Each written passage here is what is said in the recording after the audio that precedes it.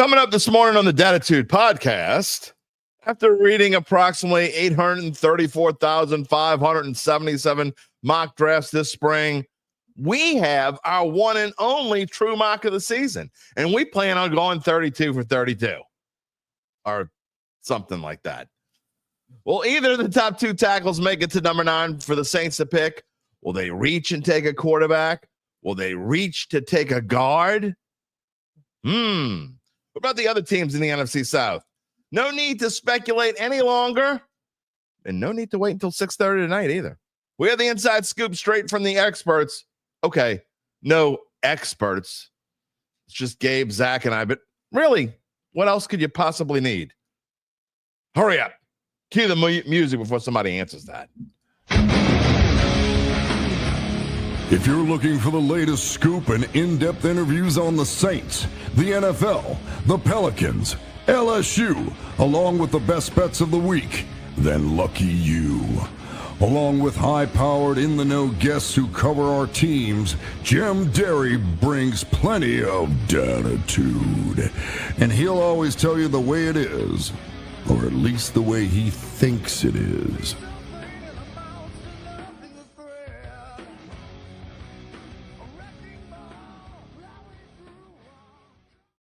Where you at, Dattitude family? You ready to find out all 32 picks from tonight's NFL draft before they happen?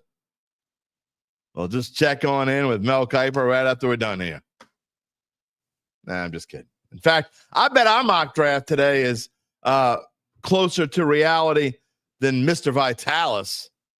We got all 32 picks ahead of time. As I sit in this seat, I will be sitting in just about all day and night, including here on a special Dattitude episode number 366 presented by Evangeline Securities for a Thursday, April the 24th, 2025.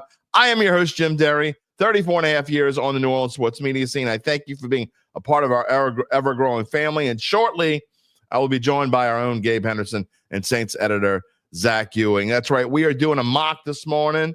You can be a part of it. You can type in predictions as we go along or comments or, Derry, you're wrong. You're so wrong. We're really taking Shedeur Sanders. Spoiler alert. Spoiler alert. I do not have the Saints taking Shedeur Sanders at number 9. That is my only spoiler alert. The way it's going to work is Gabe will go first. Zach will go second. I will go third. And then we will continue that rotation all the way through 32, which means, yes, I get hosed out of an 11th pick. I'm okay with it. I don't need to pick 33rd. Maybe with a 33rd, I'll just tell you who I think the Saints going to pick at 40. Or maybe they'll pick 33rd. Who knows? But we'll talk about that this morning. We're going to go through all of them. I'm going to tell you the odds, where the odds currently are on each pick, percentage-wise, not percentage-wise, but position-wise, where the odds say. We're going to have to use Caesars Sportsbook. You know why? Because DraftKings is taking the Saints off the board. You know how we've been showing you all week long? We've been showing the last week and a half. We've been showing you the odds where DraftKings has the Saints, where they're going to go. They changed dramatically yesterday, right? If you were here yesterday, you saw how they changed from Monday to Wednesday. Quarterback no longer up there. Quarterback was like plus 425. It's now likely defensive lineman or offensive lineman, according to DraftKings. That was yesterday. Now we got to throw tight end in the mix, possibly. Will Tyler Warren even make it to 9? We'll talk about that all going on. So get in. You know how to do it. Type in whether you're watching on YouTube or Facebook. Doesn't matter how you're watching. We would prefer if you watch on YouTube. That's where the Dattitude family lives. That is where we'll be tonight. 6:30, our live mock. No, it's not mock draft. It's actually a real draft. Our live draft show tonight at 6:30 on all of these same channels that you're watching. YouTube, it'll be on YouTube. You can check us out there. We will be there before pick 1 until after pick 32. So the Saints trade back up.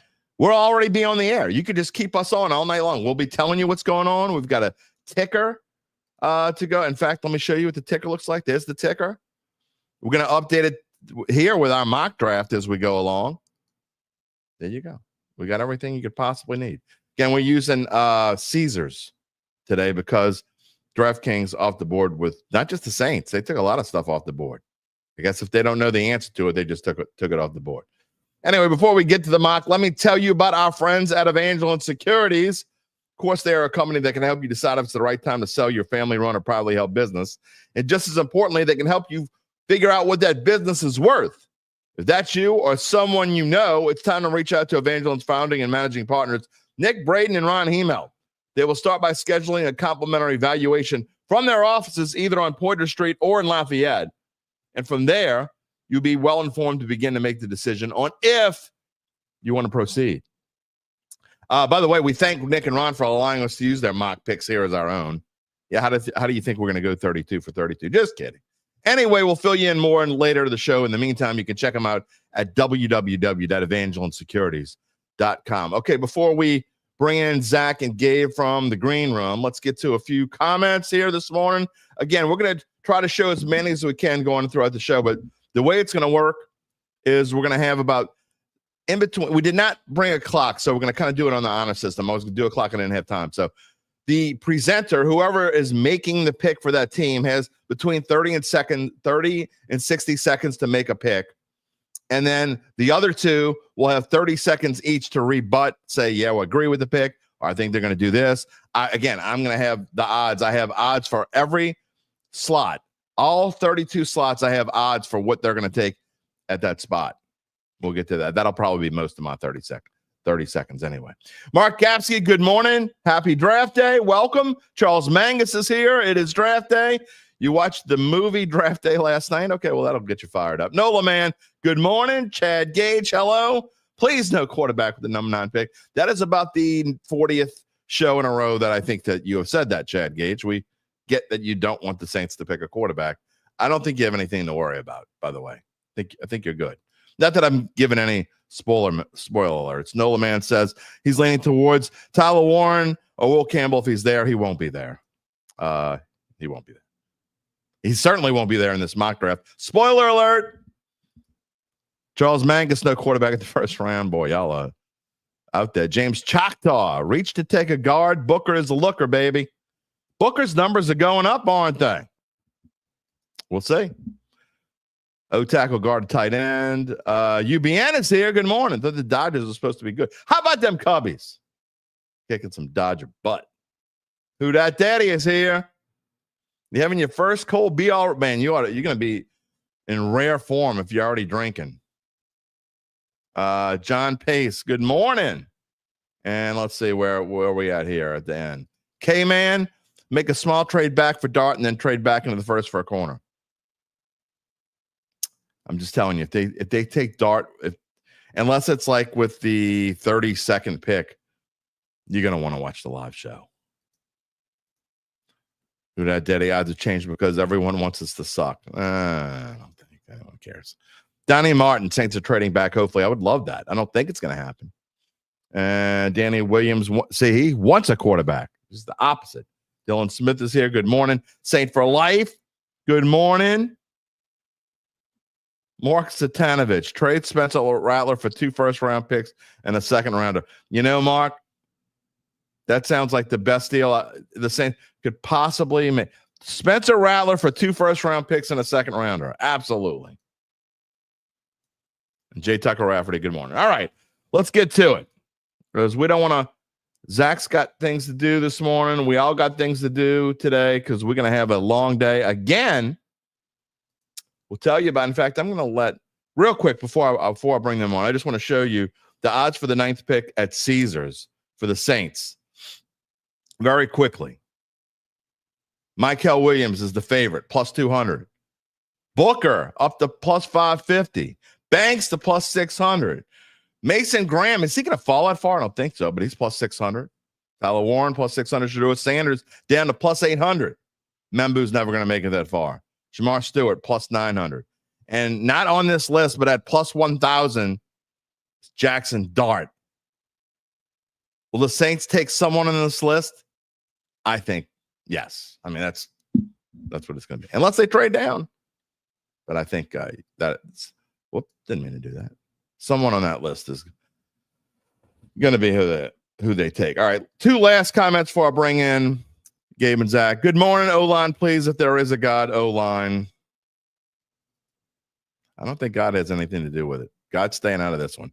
David +1#. Draft O-line and D-line and run with the rat. Okay. That's as far as I could go. All right. Rat. We can't. I can't even bring myself to talk about the possibility of that happening. The rat. What's up, gentlemen? Zach, Gabe, welcome to our first ever mock draft. I just got to say, if you didn't actually get the clock on the screen, there is zero chance that you are going to obey this. I am going to keep the stopwatch up on my dare phone. I say 0.0. You never say you say that doesn't you say 0.0 doesn't exist. It exists now. It exists now. All right, so here we go. We're going to tell you the rules very quickly, or tell our peeps the rules as we go along here this morning. We will show some comments that we're going to go as we go. Not as many comments as usual, probably, but it goes Gabe. It's the reverse order you see on the screen. Gabe, Zach, and me. I kind of rigged it so that I would have the Saints pick. Not a surprise. But again, quickly, this is who we're taking off the board, blah, blah, blah, and then we'll move on, and each of us will have a chance to rebut. All right.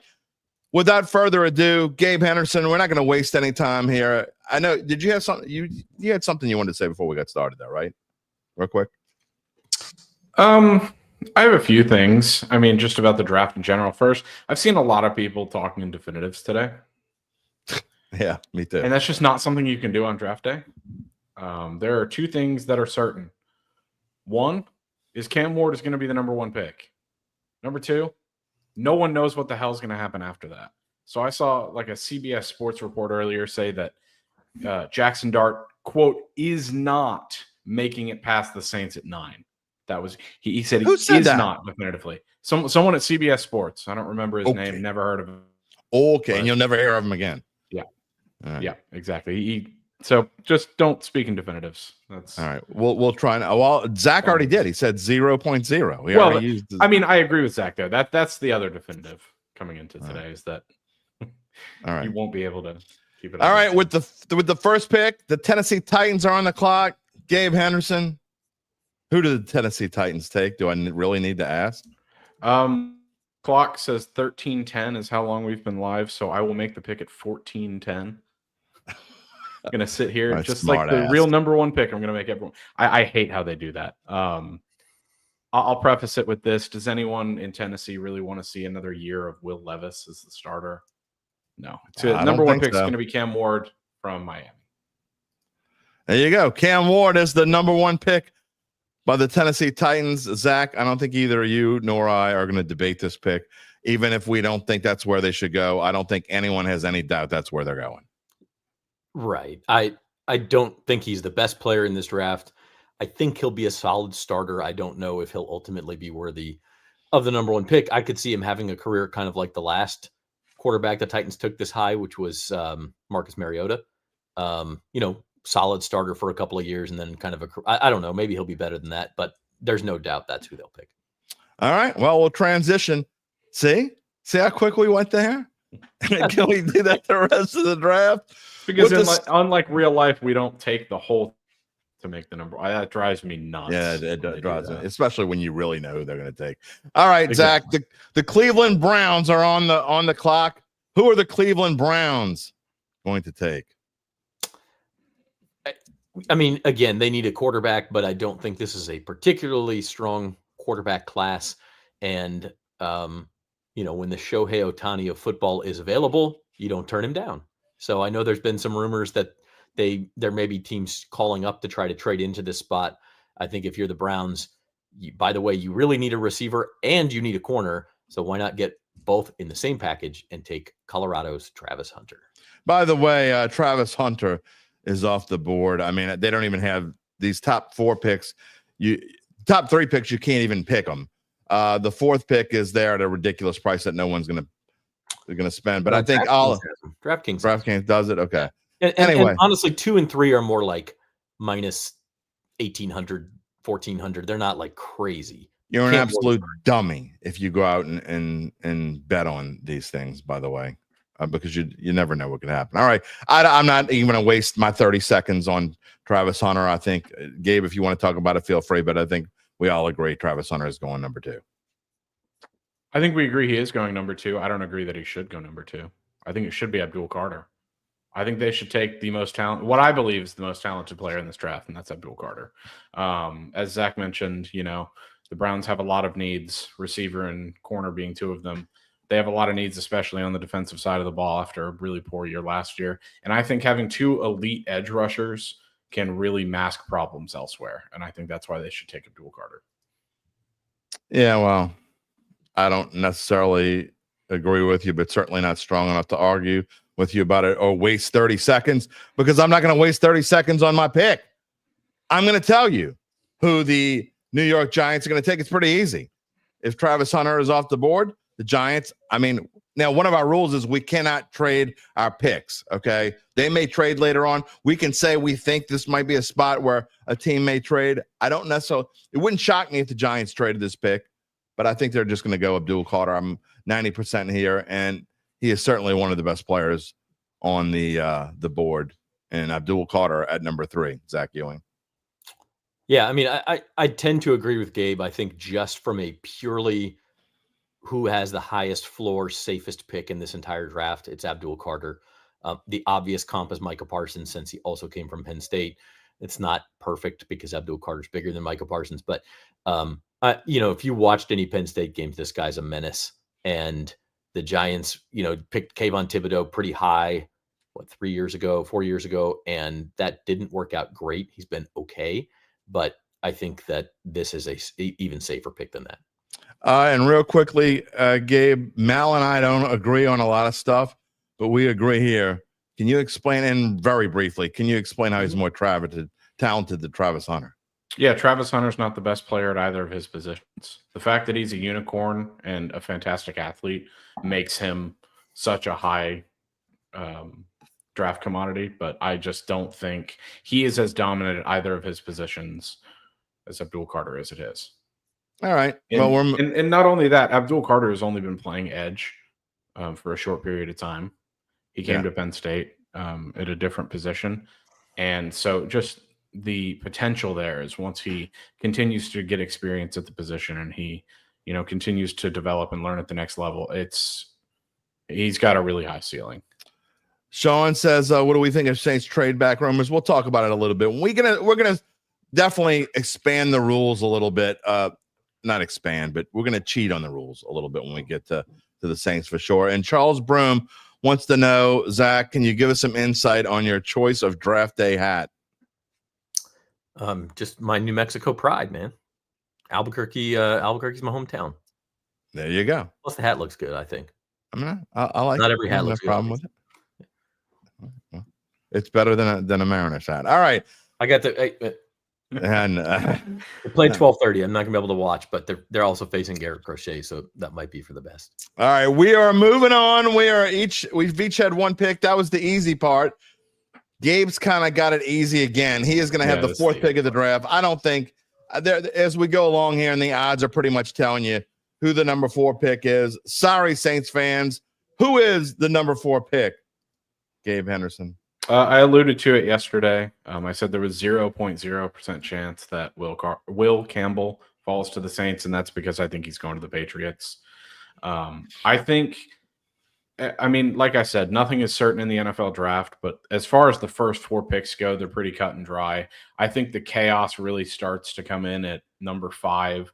I think there's 3 teams in the top 10 who can really kind of muck things up for the rest of the draft. I think it's the Jaguars at 5, the Saints at 9, and the Bears at 10. I think they're all really wild cards, and we don't know what they're going to do. But, I think the first 4 picks, like I said, are cut and dry. Will Campbell to the Patriots. They need someone who will block for Drake May, and this is just a typical Mike Vrabel pick. Zach, Jeff Haspel says, hi, Albuquerque from Durango. Hey, Durango. Taking the train up there before? UBN wants to know if you've read all those books behind you. Probably most of them. A couple of them are like coffee table books. A couple of them are books that I actually helped with, and I'm listed in the acknowledgments, so I got a copy. And, I don't know that I actually ever went back and read them all. I don't know what's LeBron try. I don't know what's back there, but I promise you I haven't read any of them. So I don't even know what's back there. They're mostly sports books. This was curated to be the background. Okay, as far as number 4, I do think it's going to be Will Campbell. If it's not, the only other player that makes sense there to me is that Mike Vrabel goes and gets Ashton Genty to be his new Derrick Henry. And I think that, maybe there's a 5% chance of that just because Genty is outside of Abdul Carter, probably has the next highest floor in this class. And so I think there's a 5% chance of that, but it sounds. Do they trade with the Cowboys? I mean, the Cowboys are going to try to trade up into this draft. I promise you. Whether they are successful or not, I don't know. There's a lot of teams who are going to try. Look, I don't think you're going to find success with the first 4. I wrote a note here, and I don't have a lot of notes at all the positions except for odds, but I have a note on this pick. And my note is saying that Gabe Henderson, we're going to pick Will Campbell, and the odds are minus 400 that he goes here. And I say, if it weren't for Mike Vrabel, I might say they'd go Genty, but that is not the Patriot way, quote unquote. The Patriot way is not the flashy skill player. It is the in the trenches kind of guy, and Will Campbell kind of fits that. So I think I agree with y'all, and I think that is where we're going to go. All right, moving on. Zach, you are picking for the Jacksonville Jaguars, and I have no idea what you're going to pick. Genty is minus 170 here. Mason Graham is plus 275. Tet McMillan is plus 450. Are you taking any of those guys? Well, so the Jaguars are interesting because they've been linked to Mason Graham since like January. They were linked to Mason Graham before the Titans were linked to Cam Ward. It was one of the stickiest picks in any mock draft. And that's all changed in the last week to 10 days, where now it's all Genty. And there's even a little bit of Tet McMillan buzz to the Jaguars at 5. That seems way too rich for Tet. I actually think, and I know we're not allowed to do this, I think the Jaguars trade this pick. I think the Bears might move up here and take Genty, but I'm going to since we can't do trades, I'll just have the Jaguars take Genty because I think one way or the other, this pick is Ashton Genty, the Boise State running back. I can't disagree with you, honestly. And I see more and more of that. Again, with the minus 170, that is not necessarily for the Jaguars to take Genty. It is for the 5th pick to take Genty. So I agree with you. I think that there's a good chance that Genty goes here and the Raiders kind of get hosed, which would screw them. They don't know what to do. So interesting spot right here. And as Gabe said, this is kind of where the draft could go awry. Yeah, I mean, I completely agree with Zach. I think the Bears do trade up here and take Genty because I think they know that the Raiders' interest in Ashton Genty is the worst kept secret in the world. And I think if Genty is there at 6, the Raiders are going to take him.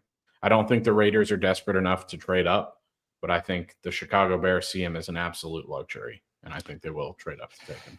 And then also go ahead. The Jaguars, as Zach said, Tetairoa McMillan at 5 is a little too rich, but if you can trade back and take him at 10, looks a little better.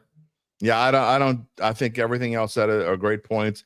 I do think there will be trades. I actually think, the fact there haven't been any, said this yesterday. I think that actually leads to this being one of the people talking about Friday night being crazy, and Friday night may be crazy. But I actually think tonight's going to be super nuts because there haven't been any trades yet, which means there are going to be plenty tonight. I just think there are going to be plenty of trades, last-minute trades, and that's what Zach's going to be. Oh, we got another one. We got another one. I think that's going to be happening all night long tonight on our live show. All right, moving on. The Raiders, now that they're hosed, I think they just go to plan A. And Pete Carroll, as much as he loves his skill players, he also loves being able to go in the trenches. And I think this is bad news for Saints fans right here because I think Armand Membu goes here. And actually, I don't think he's the last offensive lineman, in my opinion, that goes in this spot. The odds say Membu here at plus 135. Kelvin Banks, who's been just shooting up the charts. He's at plus 150. Genty at plus 215. I'm going to go Armand Membu here.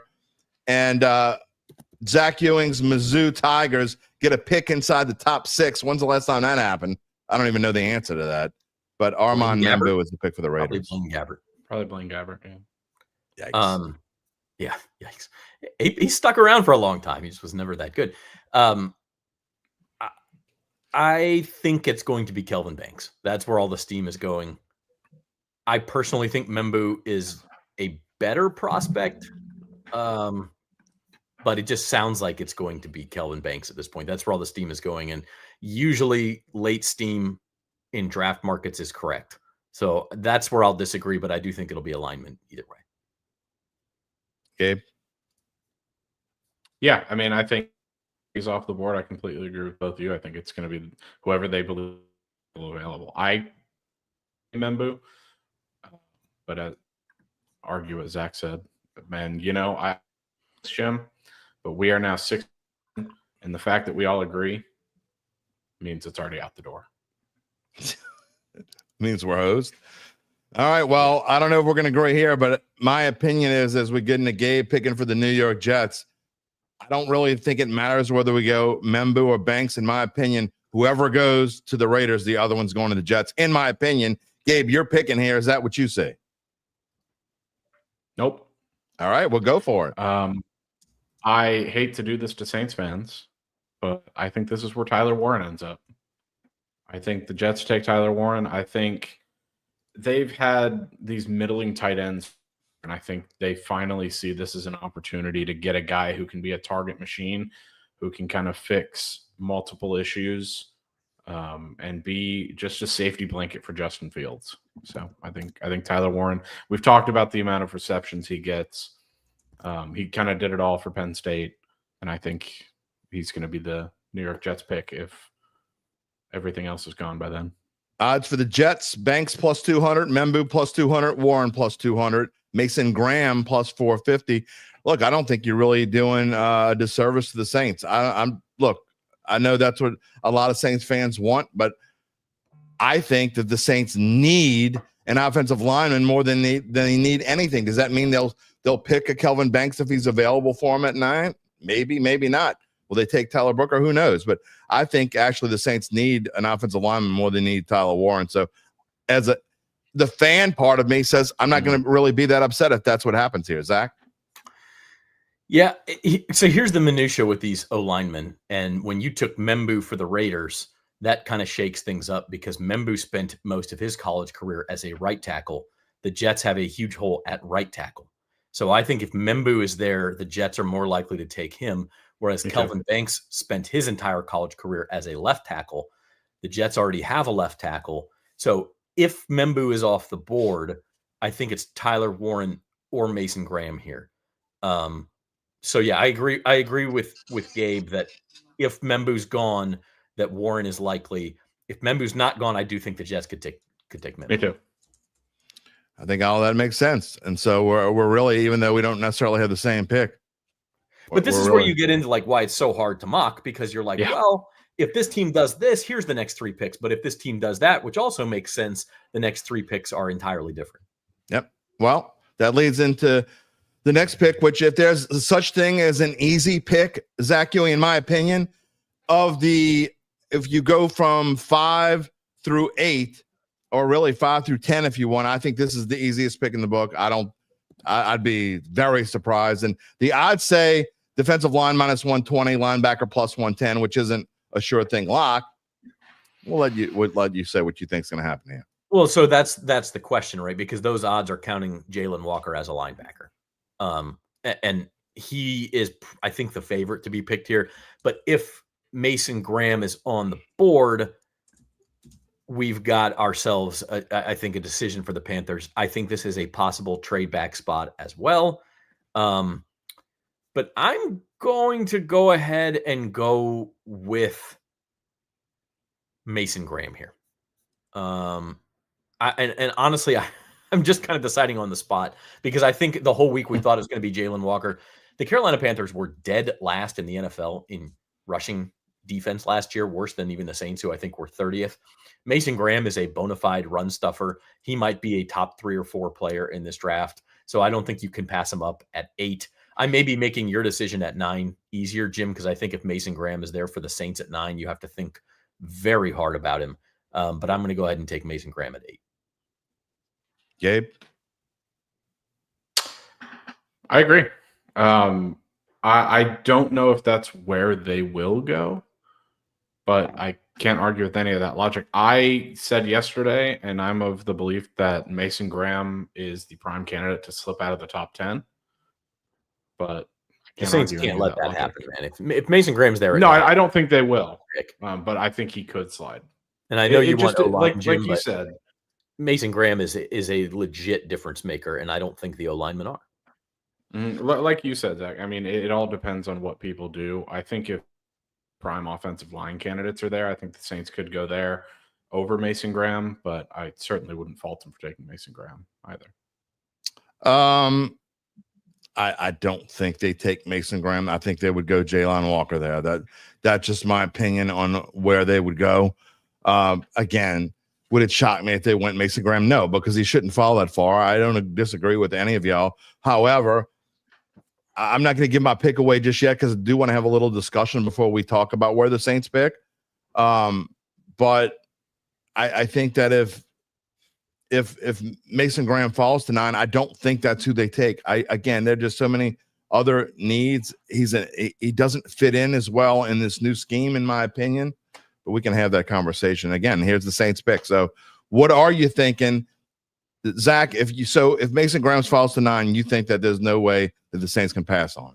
I don't think there's no way they pass him. I wouldn't pass on him. And I see Jay's comment there that says he doesn't fit the Saints' new D, and there's some truth to that. I mean, it's a 3-4, so you need a nose tackle. Like, the guy can play nose tackle. So yeah, but they just signed two guys they already have. They already spent money to sign those guys. Those guys are not. I mean, they're backups. You got. But they spent money on them. They're spent like real money on them. Look, I know they have bodies on the D line. They don't have anybody good on the D line outside of maybe you could squint and say Chase Young's good. Brian Brzee is. I want to believe, and that's where it's a weird fit. Is if you're running a 3-4, and you have Brzee and Graham, they're kind of really different players. And maybe Graham's your first down and second down D tackle, and then Brzee comes in on third down, and that's not perfect. But I also let's keep in mind Brandon Staley has not committed to the 3-4. He said publicly, "I'm going to run the defense that the personnel dictates." Like, he's not like one of these guys who's like, "I will run a 3-4 no matter what." So I wouldn't get too carried away with that. I just think that's, I don't know. I mean, like, would you'd pass on Mason Graham to take Kelvin Banks? No, I haven't got to my pick yet. I'll tell you what. I know, but Mason Graham's off in this scenario, so I'm just saying. That's true. Let me ask you this, Zach. You said Brandon Staley hasn't committed to it. Do you think, and this is just me spitballing, do you think his failures as a head coach, and which were his last stop, do you think those failures kind of make him question whether or not he can commit to something fully, or whether he looks at it as, I have this new lease on life, I need to be more adaptable going forward? Maybe some of both.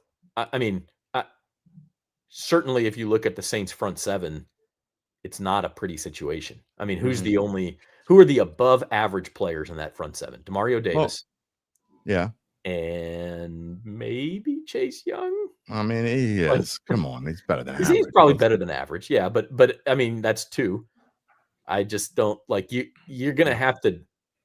I think you need to upgrade those units. Well, here's the way you can't think. Okay, here's the way you can't think, in my opinion. Saint for Life says he's a nose tackle. What are you guys talking about? Saunders isn't better than Mason Graham. Neither is Shepard. That doesn't matter. It doesn't matter. There are lots of players that are going to be available for the Saints that are better at their position than what the Saints have. That's not a good reason to go take Mason Graham. Now, I'm not saying they should or shouldn't. Okay, but that's not you don't take him because he's better than what you have. You can go out and get Kelvin Banks, who's, in my opinion, better than Trevor Penning right now, without a shadow of a doubt. I don't care what anyone says. So Banks can also play left guard if you need him to play left guard. So there are all sorts of things, the ways the Saints can go here. And I think that's not the reason. We got another question before I get into my pick. Socrates Fortlow says, are we against Shador at number 9? And I'll get y'all's opinion. I mean, what's the chances the same? I mean, I think we're past all that now, right? I don't think any of the three of us think that. I mean, we're not going to say 0.0. I've gotten past that, but I think there's a very small chance the Saints would actually pick a quarterback, any quarterback, much less Shador Sanders, at number 9.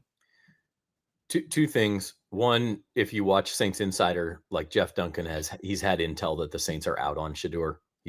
He's not for them. And I agree with that.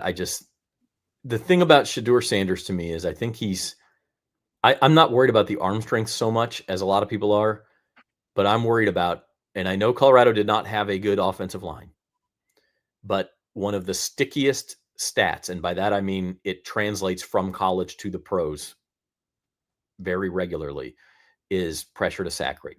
And he was pressured a lot because the O-line wasn't good at Colorado. But he also was sacked more often than you would think based on the number of pressures. And that is a very sticky stat. And the Saints O-line ain't great shakes either, especially if you're not taking an O-lineman at 9. And so you're looking at a guy who, just generally holds on to the ball too long. He kind of has that pat with the ball. He tries to, wait for guys to develop open. I don't think that works in the NFL.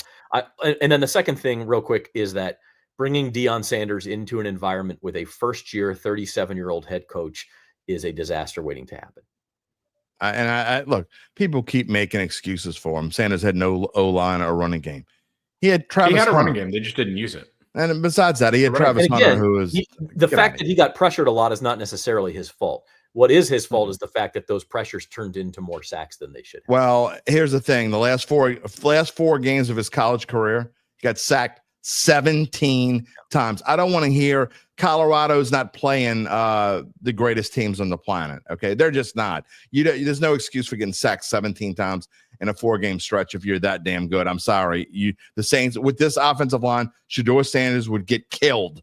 He cannot. The Saints. Well, first of all, they're not going to draft him. We're actually wasting our breath here. They're not going to draft him at number 9. I don't think they're going to draft. I don't think they would. I got to be honest. If somehow he fell to 40, and it's not impossible, I don't think the Saints would take him at 40.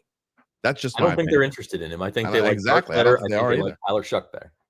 I agree. I don't like Tyler Shuck, by the way, but that's old. I would go as far as to say it's possibly falls to 40. You say impossible or possible? Almost. I would say it's possible. Or you broke up there. Yeah, Do you think it's going to happen or not? He's not going to fall to 40. I think the Browns and the Giants are too desperate at the beginning of the second round. Yeah, well, my prediction, I've been saying this, and it's not as big of a hot take now, okay? But I've said this 3 weeks ago, and I'm going to, in fact, maybe longer than that. Doug Mouton told me I was crazy the other day. I think that he's going to fall out of the first round. However, my prediction is that he gets past 21. The over-under now is 21.5. It was like 6.5 like 2 weeks ago, and now it's 21.5. Again, I said 3 weeks ago I thought he would fall past 21. I'm sticking with that as my hot take. I think he gets past 21. I just and I really think there's a good chance he doesn't get drafted tonight. Can I take 1 second real quick? Sure. And just remind Saint for life. So Colorado isn't playing in the SEC. Also, Sanders just isn't. Dart and Shuck are better movers in the pocket. Can we stop using definitives, please? Because you said earlier that Mason Graham is better than Saunders and Shepard, and it's just he's not played it down in the NFL. We just need to stop with that. All right, well, I guess it's time for me to make my pick here. And with Mason Graham gone, I was almost certain when we came into this thing that I was going to take an offensive player. I mean, I was like 95% certain here. But if I feel like how y'all feel about Mason Graham, that's how I feel about Jalen Walker. If Jalen Walker is available here at this spot, and you talk about you don't know what kind of defense the Saints are going to play, I think this dude is a major difference maker. I actually think the Carolina Panthers are going to go there, but I don't see how the Saints could pass on him, and that's where I'm going at number 9. If he's available, I think, and I don't want defense. I think the Saints need offense way more than they need defense. However, Jalen Walker is a guy that can play for you for 9, 10, 11 years and be a stud on that edge. And I think I don't think you can pass on him. I agree. I that would be my pick in this scenario. And I don't know, Jim, how much did you consider? And I know it's a mock, we're not trading, but how much would you consider if you trade back to 12, 13, pick up an extra second rounder that you could maybe then use to go all get it. about it. I've been another thing that we've been talking about. Gabe and I have been talking about it, and with the guests. I think if the Saints can find a partner to trade back, I just think that there are going to be so many different values. I don't want to go too far. I don't want to go past like maybe 20 or so. But I don't want them to take a quarterback here. I just think that there's so many things that they could do and get an extra pick. And I agree with you. This team that needs as many picks they can possibly get, they need to go get them. So I'm with you. I think two things. The Saints have spent a lot of time with Georgia. They sent the entire staff to their pro day. So that leads you to believe Jalen Walker and Mykel Williams are both heavily in the mix. Jalen Walker's interesting because this is where we get into the discussion of having a new defensive coordinator. Under Dennis Allen, he would not be the type of pick the Saints would make. Right. They didn't like these undersized pass rushers. It's just something they shied away from, even when the guys were top prospects. He would be different. And so we're going to see how much of that was Dennis Allen saying, I don't want these guys, or how much of it was Jeff Ireland and or Mickey Loomis, Jeff Parrington saying, good point. These guys don't, so we're going to find out. If they draft Jalen Walker, that means that times are changing. The other thing I will say, the way he very much is a Saints type of guy is that everything you read and hear about Jalen Walker is just, as a person, as a leader, as a team captain, just absolutely glowing.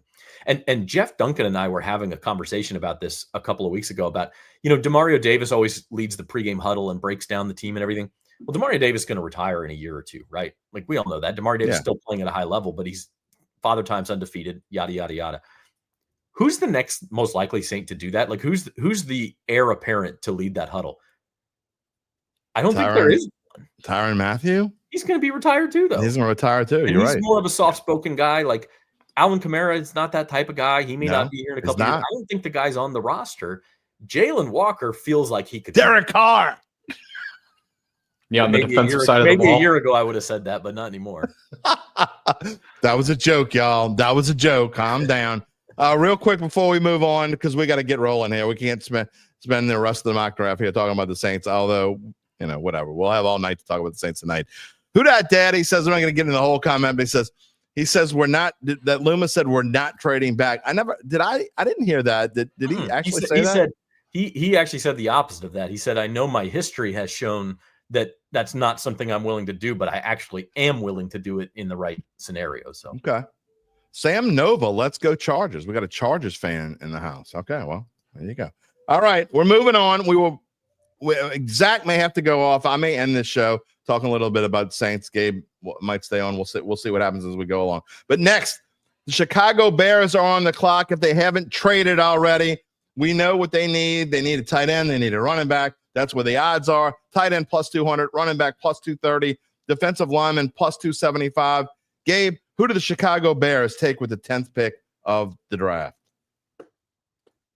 Well, this is where it gets tricky, because Zach kind of made the 5th pick with a trade in mind. And if that were the case, if we were doing, I would say Tetairoa McMillan here. But I think because we're assuming it's going to be the Bears, I'll say Colston Loveland, tight end from Michigan. You just hosed the Colts.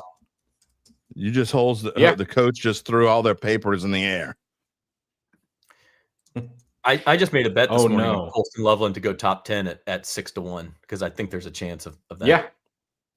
I really think I think if the Bears stay there and Ashton Genty is off the board, I think this is the direction they go. I think they take Colston Loveland. He's too good a player to pass up, in my opinion. Man, y'all have shaken up the draft because you got Tyler Warren going earlier than I think a lot of people thought. Now, maybe not a couple of weeks ago. Now Colston Loveland going top 10. It's going to be interesting to see.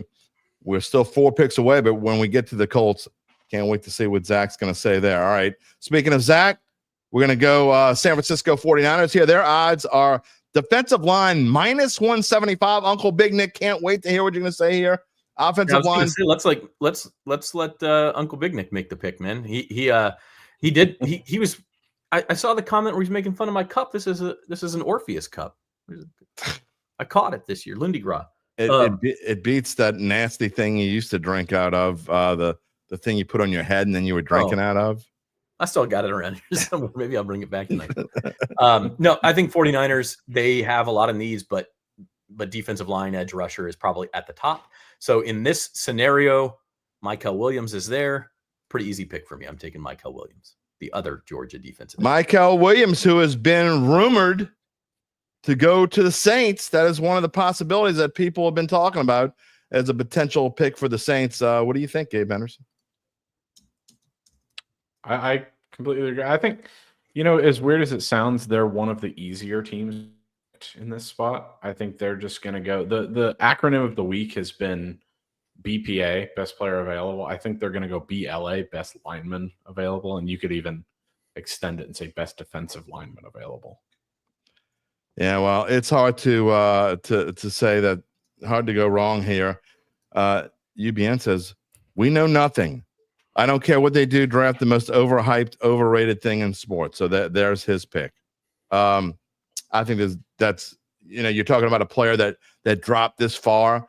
Mykel Williams. When there's been talk that Shamar Stewart could go this high, I don't think he's going to go this high. But if Mykel Williams is gone, and these other defensive linemen, if there is a little mini run on defensive linemen earlier, then we'll see where the 49ers go. But I think that's a great pick for San Francisco if that's where that's where they actually go with it. All right, here I am at number 12. Look, our rules say that Dallas cannot trade up. Although I think in reality that the Cowboys will have already picked by the time they get to 12, unless they just can't find a way to get Genty. I think they want Genty bad, okay? And Genty, running backs plus 1,000 at the 12th pick, but it's not plus 1,000 for the Cowboys. So my sense is that's what they'll try to do. But if they stay at 12, Genty's obviously gone. I'm going to say a guy that's rising up the draft board as well. He may not be here available at 12, but he is in this mock. So I'm going to take him here for the Dallas Cowboys. They need a wide receiver to go with CeeDee Lamb, and the best one in this draft is unquestionably Tetairoa McMillan. I think that's where they go at 12. Yeah, it's a good pick. They need a number 2 wideout. I actually disagree with you on the Cowboys trading up. You can actually get the Cowboys to draft a running back with their first pick also at plus 1,000. So if you're interested. But I now you never know with Jerry Jones, but to me that would feel like a rash decision for them. Oh, you don't think they're capable of rash decisions? Definitely capable. We'll see. What do you think, Gabe, real quick? I don't know. I don't think they go receiver here. Okay.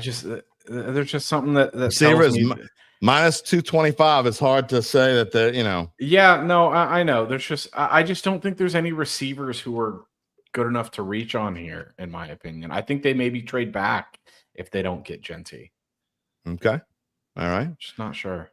Well, you see the ticker there. It's updated again. This ticker is, if you're just joining us or jumping in and out, this is the ticker as we have picked them so far. You can watch them go there. We had a long discussion on the Saints. You can go back and watch that later on if you want, or I'm pretty sure you actually can rewind now if you really wanted to do that. But all right, we're up to pick number 13. That is the Miami Dolphins. Gabe Henderson has that pick. This is tough. I think we all know which position they're going to go here. I just don't think we know which player they like more.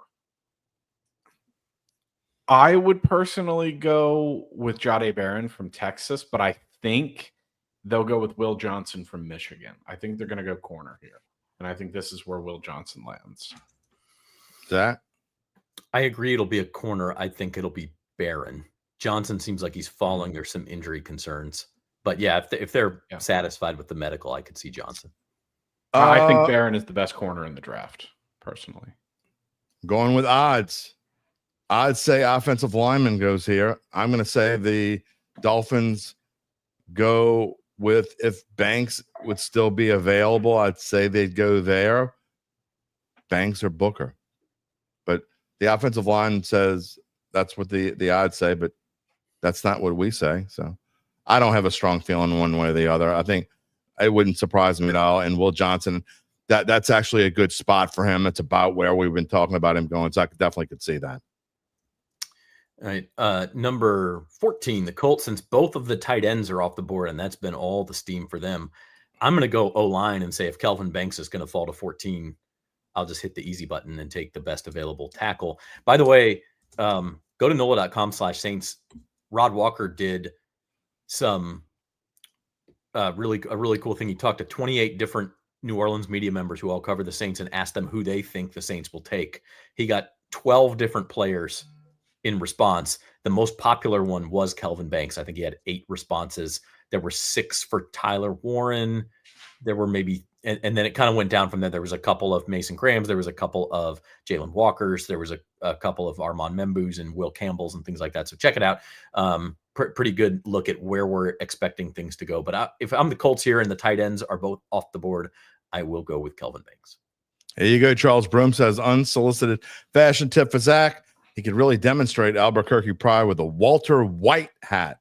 Do you know you can do Breaking Bad tours in Albuquerque? Did not. Do the people who live in that house still hate?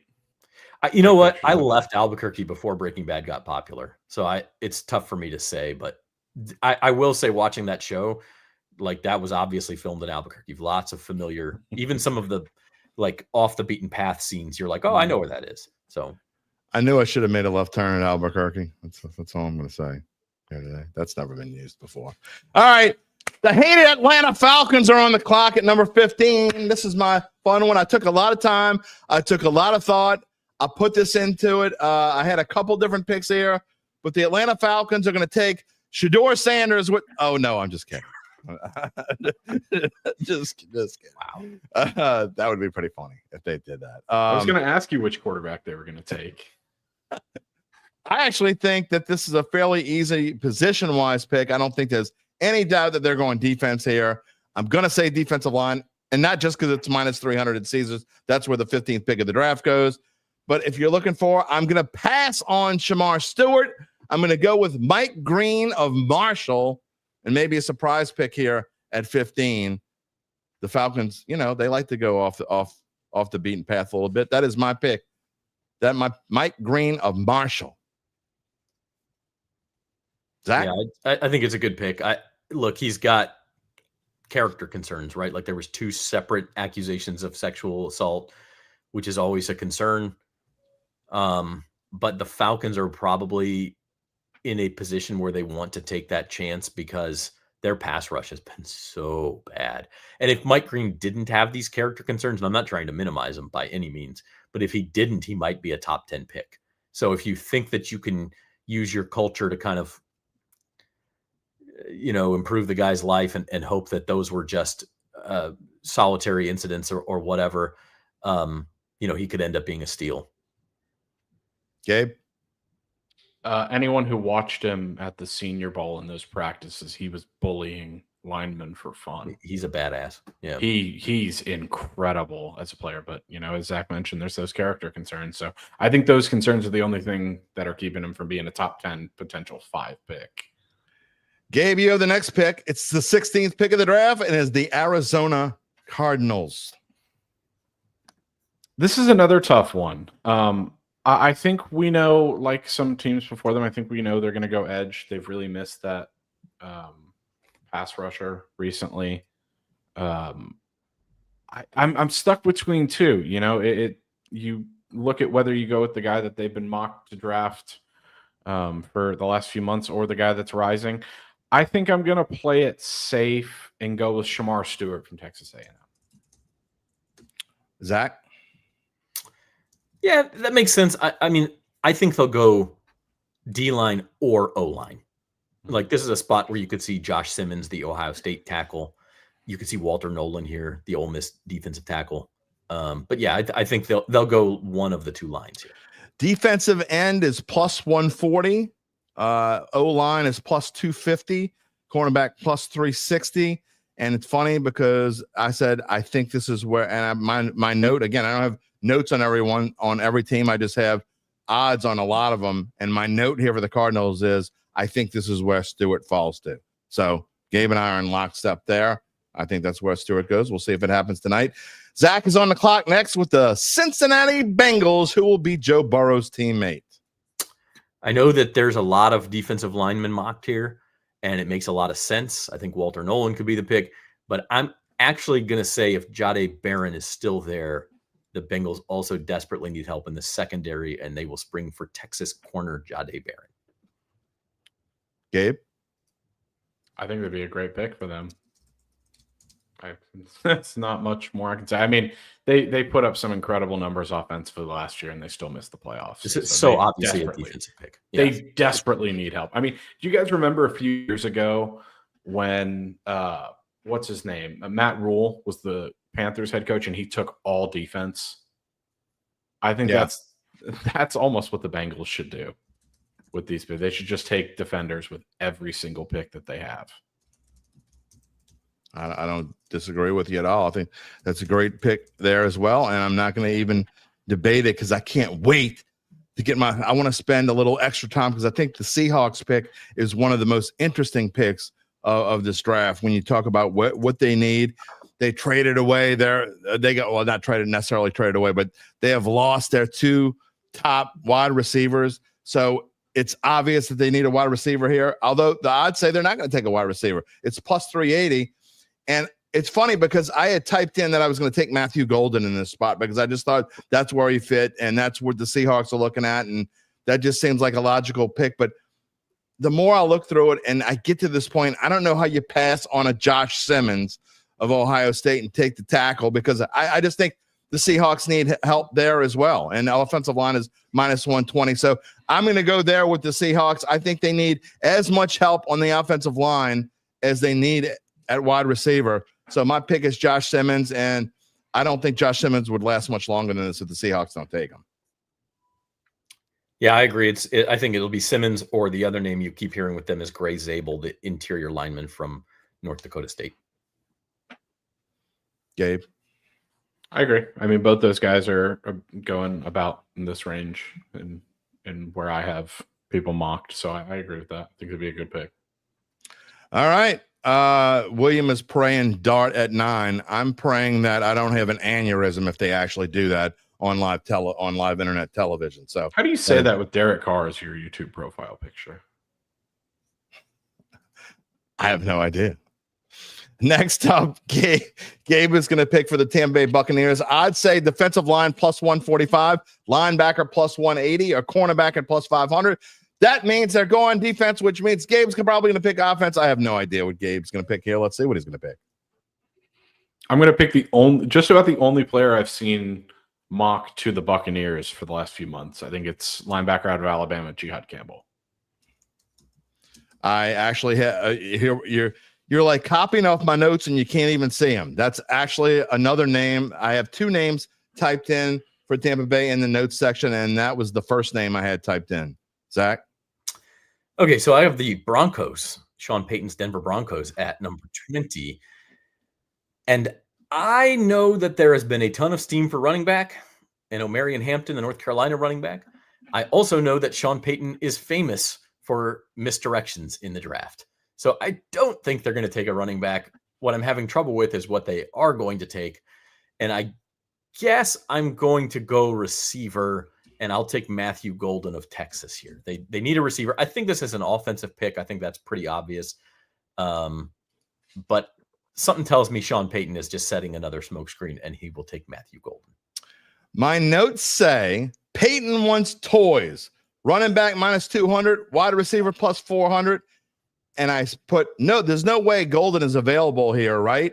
If he is, it's got to be the pick. So I'm in lockstep with you. We're agreeing way too much here. Gabe Anderson. Gabe Anderson, what you got? As soon as Zach said it wasn't going to be a Hampton, I was just thinking in my head, he's like, I don't know what they're going to go here. It's like receiver. Yeah. And we're agreeing way too much, which means none of this is going to be true. That means tonight will be fun.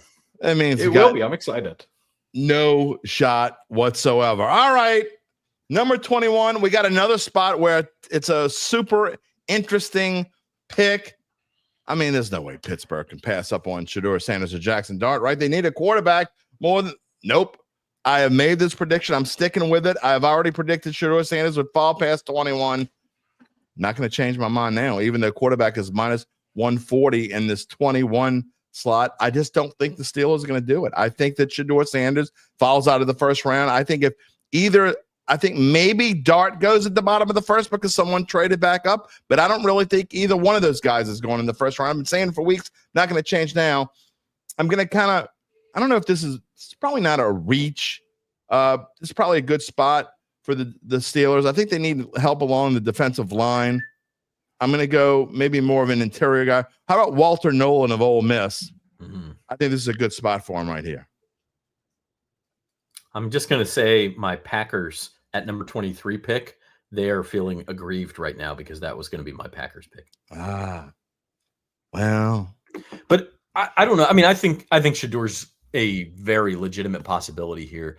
Or this is a hot trade spot. Like if the Steelers know that they're getting Aaron Rodgers, maybe the rest of us don't know. There's so many teams. I think the Giants and Browns and maybe even the Saints would be interested in hopping up here to get their choice of the second quarterback. Gabe, what you got? What'd you think? I think Sanders to the Steelers is almost too obvious at this point. Like, there's just some draft picks that have been just hammered this whole time, and once you get down to the last few hours, it's like, oh well, maybe we missed something, and I think this is one of those picks. So I agree with you.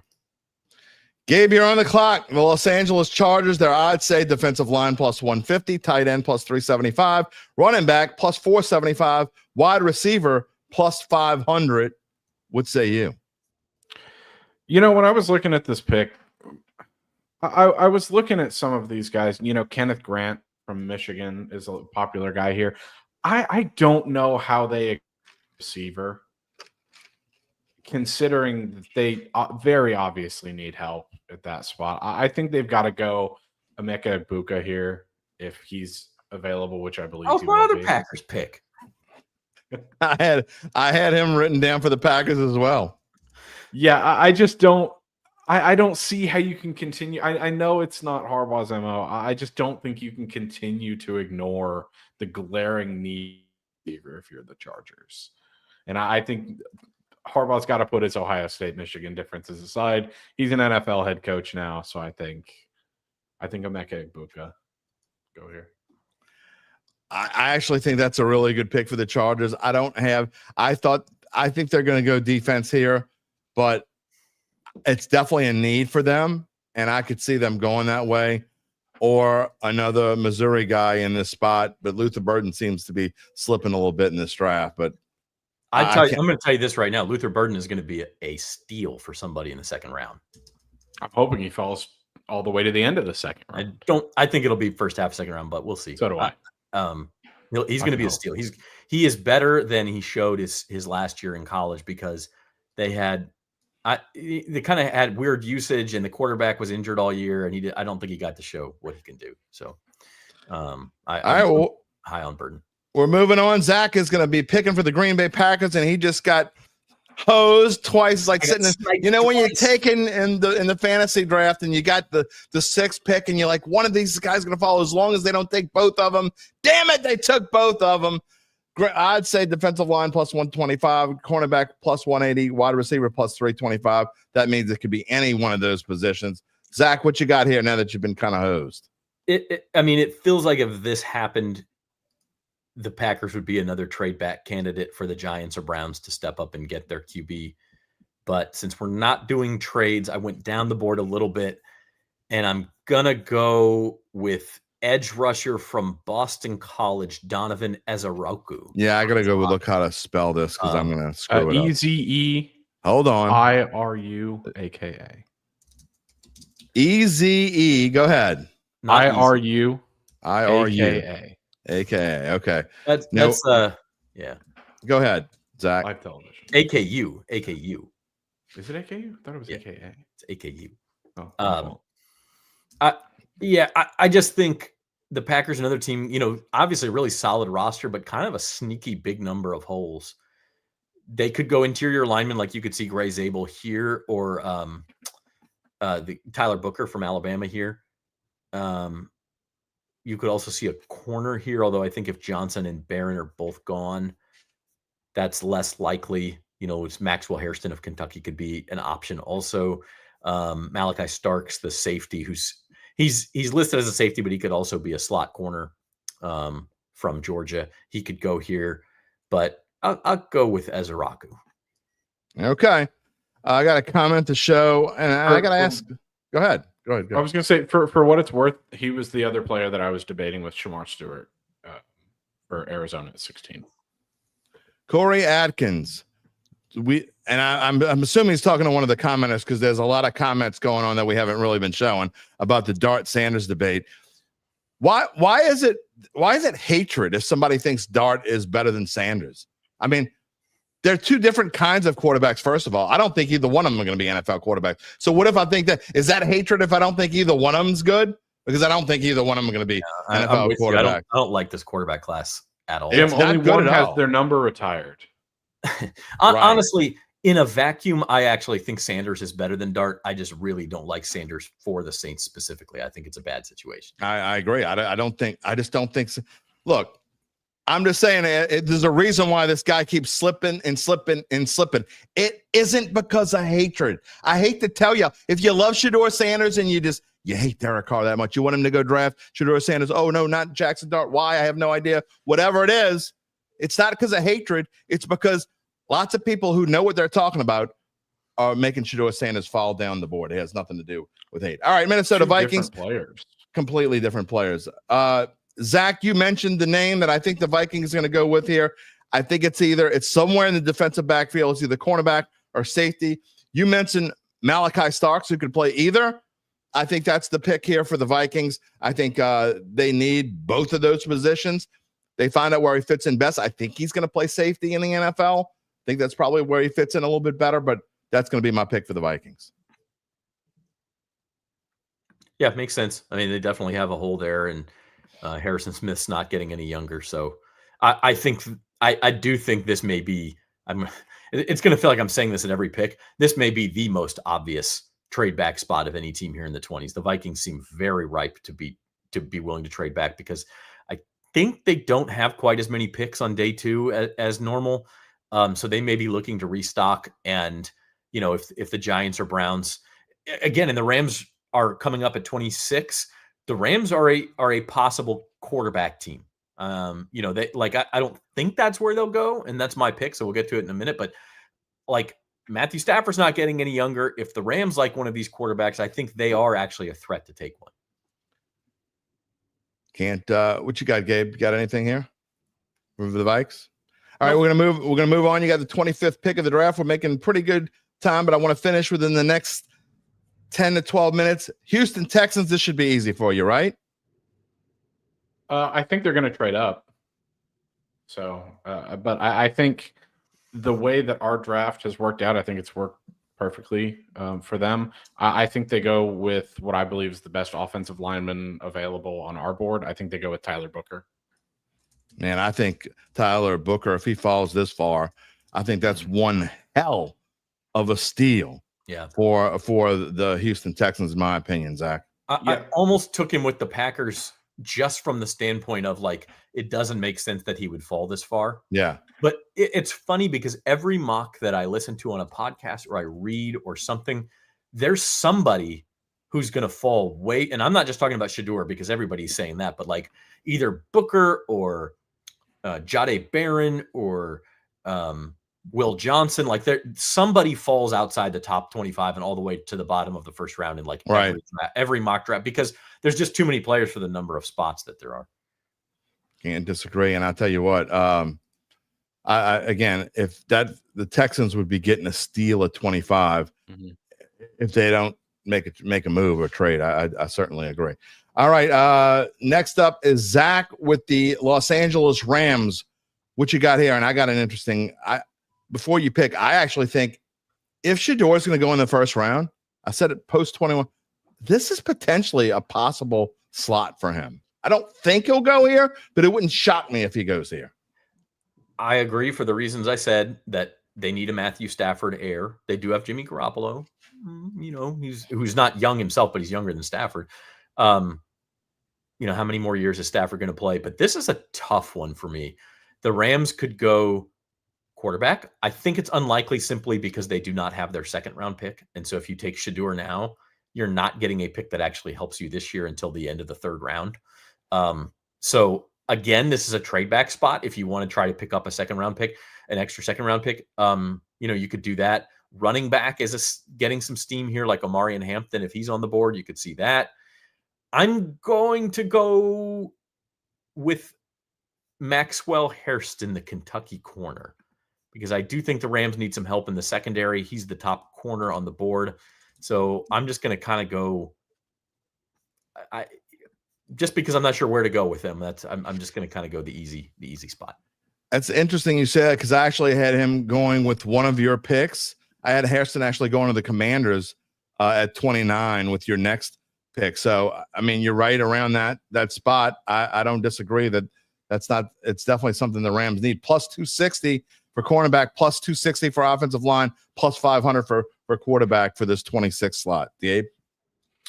I mean, I think he's definitely a player who's been climbing, whereas the rest of the corners seem to be falling. So I like the pick. Can we just agree on one thing, though? Rams pick here is going to be a stud. Oh, yeah, they always pick a stud. They always pick absolute studs in the first round, it seems. I'm definitely can't go against you there. All right. With the 27th pick of the draft, Baltimore Ravens odds, defensive line minus 110, offensive line plus 375. Zach mentioned this name a little bit earlier. I actually think they're going to go offensive line here. I think Gray Zabel is going to be a player in this league for a long time. I get that he does not the big name school, so you might not know him as much, but I like Gray Zabel. He can play center or guard. Baltimore Ravens, they need some help in the interior of their offensive line, and I think he could be a guy that could be flexible for them, see where he fits best, but I like Zabel in this slot. Zach? Yeah, I mean, he'd be a steal here. I actually think the Ravens, it's a tough spot for them because they really do have an edge rusher need, but so many teams seem like they're in the edge rusher market that I don't even know who the pick would be at this point. I'm seriously racking my brain to think who the next edge rusher is that we haven't taken. I've got a name for you. It's probably going to come next because the Detroit Lions are on the board, and almost everything says that's the direction they're going if they haven't traded up already. And so I think I know who you're going to take, but I don't want to spoil the surprise. Gabe, let's see if I'm right. I actually have them necessarily going edge rusher. I think they're going to go a lineman. I had him actually taking Gray Zabel if he fell, because he just screams Dan Campbell pick. He kind of does. I think if he's still here, I think James Pierce. That's it. That's the name. I had forgotten about him, and he's that's another the guy, name. Yeah, kind of boom or bust. I've got him and Nick Skouerton from A&M here, but I don't think Skouerton will go if James Pierce is still available. That's the name I had down. I said if he falls this far, which I don't think he will, but if he falls this far, that's who I got right there. But as Zach mentioned, there's so many teams that are in the market for an edge rusher, so he could fall this far. Zach, we're going to move on. We're getting late here in the day. We got you have one more pick after this, but you got the Commanders here. You also have an NFC East pick with your last pick, but defensive line plus 160, safety plus 400. All the names I had for potentially for the Commanders are off the board. I don't know. This one mock has this is where the Saints trade up to get Dart. So I don't. Huge. I'm sounding like a broken record. Huge trade up spot. Huge. Like it could be. I mean, I think they could almost hold an auction here because it's only a few spots for the Browns or Giants to move up. And if the Saints, if this goes this way and every quarterback outside of Cam Ward is still available, this pick is almost certainly getting traded. Whether it be Giants, Browns, Saints, somebody else we don't even know about, Steelers. Would they trade back up to get their quarterback preference of the next four guys? Between Dart, Sanders, Milroe, and Shuck. That definitely is spot. I also could see the Commanders going running back. If Omarion Hampton's still here, I think there's some steam for that. They need a running back, but most likely, I'll just go most likely is either going to be Trey Amos, the cornerback from Ole Miss, or my pick will be South Carolina safety Nick Emenwari. but I think that they do need secondary help. So I'll take Nick Emenwari if the Commanders do not trade. I almost took Nick Emenwari with the Vikings with my 24th pick. I like that pick there. Gabe? Yeah, I like it. Yeah, I think that's a solid pick. But again, I'm with both of you. I think this is a prime. If Sanders and Dart are both still here at 29, I agree. I don't think there's any way that Washington doesn't trade the pick. They're going to get something good for someone that wants to trade back up and get one of those quarterbacks. And if they don't, the Buffalo Bills will do it. And they might do it anyway, because if Shedeur Sanders and Jackson Dart fall to 29, then Shedeur Sanders or Jackson Dart is still available at 30. So I also think this is also a prime spot. That being said, all the names that I had are gone now for this spot, because I didn't think that necessarily a Jahdae Barron would be gone already. I didn't think James Pierce would still be here, but I thought if he did, if he was still around, that they might go that way. Man, this is a tough spot here. I got a name for you to consider. All right, go ahead. Given the drama around the James Cook situation, why not Omarion Hampton here? I don't think they're going to go. I don't know. That's true. I mean, that is a serious drop. He's not anywhere on this pick's the Bills' radar as far as odds go. So I have a tough time with that. I'm going to say, let's see. It's probably because most places have Hampton going sooner. That's true. All right, let's do it then. Let's go Omarion Hampton here. I don't necessarily. Again, I think this is a trade spot as well. I think the Bills are going to try. Even if those two quarterbacks are going, I think the Bills might try to find a way to trade out of this spot. I don't think there's anybody they're in love with here, and they could easily trade out of. But that sounds Omarion Hampton's fine. Y'all talk me into it. Yeah, we're going to come in. We're going to have a situation where we mock only one quarterback going in the first round, which I think is a very, very small chance of that happening. Yeah, but that's because you can't have like if you're not allowing trades in your mock, the only other place a quarterback could go is the Steelers at 21. We're Correct. past that, so we're going to or the Rams. Yeah, maybe, but I don't think that's likely. Again, they don't have a second round pick, so then they don't have anybody who actually helps them immediately until like the late 70s. I don't think that's a likely scenario. So, yeah, I think that there will be at least one trade in these last 8 picks or so, if not 2.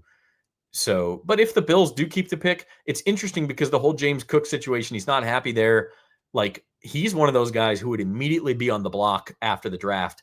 And if you are a team like your New Orleans Saints who don't get to use one of these top 3 round picks on a running back, I think you got to be interested in a James Cook at kind of a low price where the Bills have to get rid of him.